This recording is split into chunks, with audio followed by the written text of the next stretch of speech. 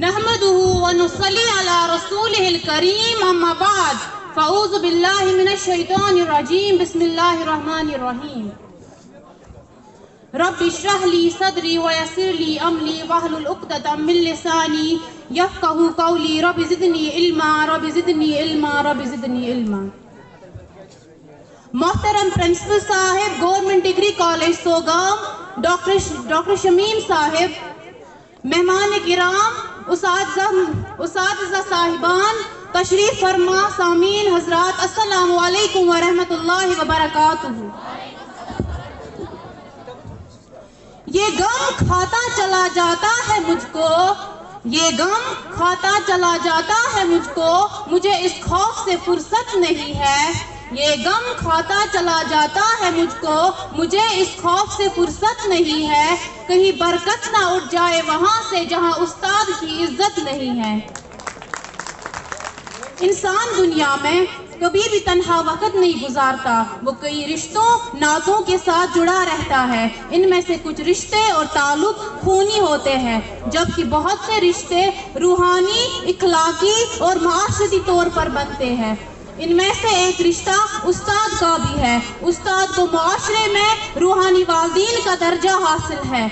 इस्लाम में उस्ताद के दर्जे को माँ बाप के बराबर करार दिया गया है, क्योंकि अगर वालिदैन के बाद किसी पर बच्चे की जिम्मेदारी आयद होती है तो वो मुअल्लिम यानी उस्ताद है, क्योंकि उस्ताद ही है जो हमें दुनिया में जीना, रहना और सहना सिखाता है।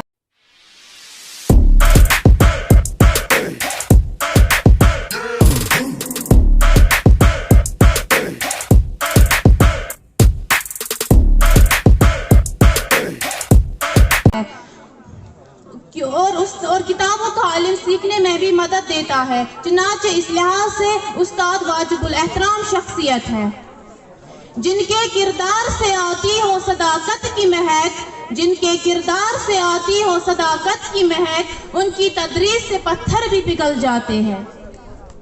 एक उस्ताद लोहे को तपाकर कुंदन बनाता है, पत्थर को तराश कर हीरा बनाता है, बंजर जमीन को सेंच कर खलियान बनाता है। उस्ताद मामार भी है, लोहार भी है और किसान भी है।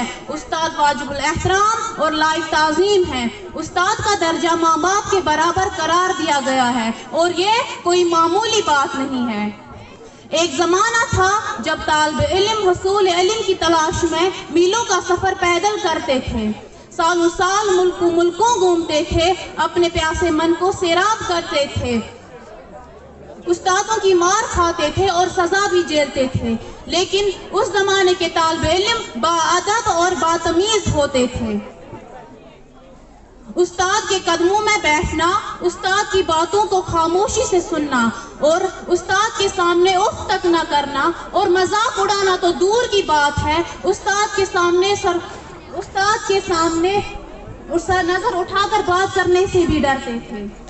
लेकिन अफसोस के साथ कहना पड़ता है कि मौजूदा दौर में कहीं ना कहीं इस उस्ताद की अजमत में कमी वाक़या महसूस हुई है और इसका जिम्मेदार सिर्फ और सिर्फ आजकल के नौजवान तालिब इल्म जो इन कामों में मुब्तला हुआ है, जिनको हमारे दीन इस्लाम ने नाज़ेबा और बेसूद करार दिया है। मौजूदा दौर का तालिब इल्म उस्ताद को इज्जत देने का रवादार नहीं है। वो उस्ताद को एक तनख्वाहदार मुलाजिम समझता है, जिसकी इज्जत करना वो जरूरी नहीं समझता।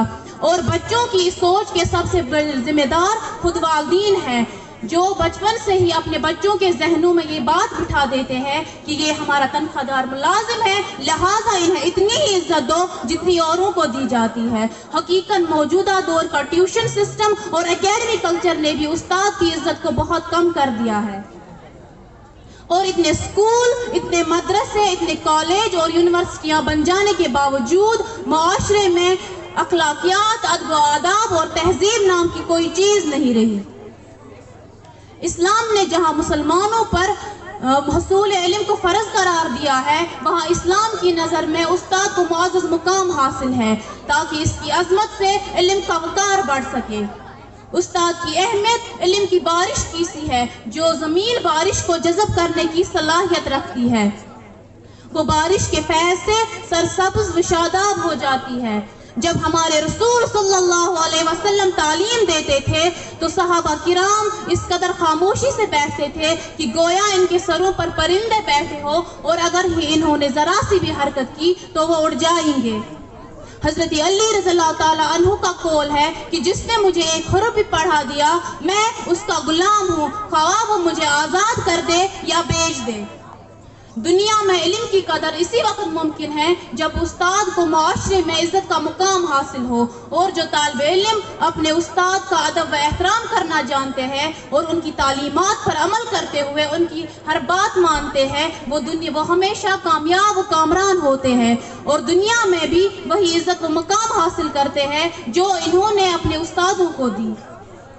اسی لیے کسی سیانے نے کیا خوب کہا ہے، با ادب با نصیب، بے ادب بد نصیب۔ استادوں کی اس بے لوث محبت اور لگن کو علامہ اقبال نے کیا خوب سرایا ہے۔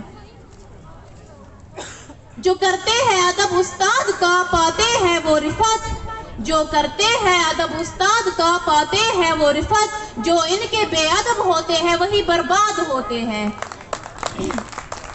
اگر روحانیت سے باہمی رشتہ جوڑے واصف، اگر روحانیت سے باہمی رشتہ جوڑے واصف، پھر شاگرد بھی استاد کی اولاد ہوتے ہیں، پھر شاگرد بھی استاد کی اولاد ہوتے ہیں۔ ان اشعار سے یہی پتہ چلتا ہے کہ استاد کا قوم میں حقیقت میں ایک معمار ہوتا ہے۔ اگر انسانیت اور اس کی نسلوں کو تعلیم و ترقی، تمدن اور تہذیب کے ہنر سے آگے بڑھنا ہے اور شاگردوں کو اپنا مستقبل کامیاب و کامران بنانا ہے تو استاد کی عظمت کو پہچاننا ہوگا اور ان کی عزت افزائی لازمی ہے۔ انہی الفاظ کے ساتھ میں آپ سے رخصت ہوتی ہوں۔ خدا آپ کا حاضر و ناصر ہو۔ خدا حافظ۔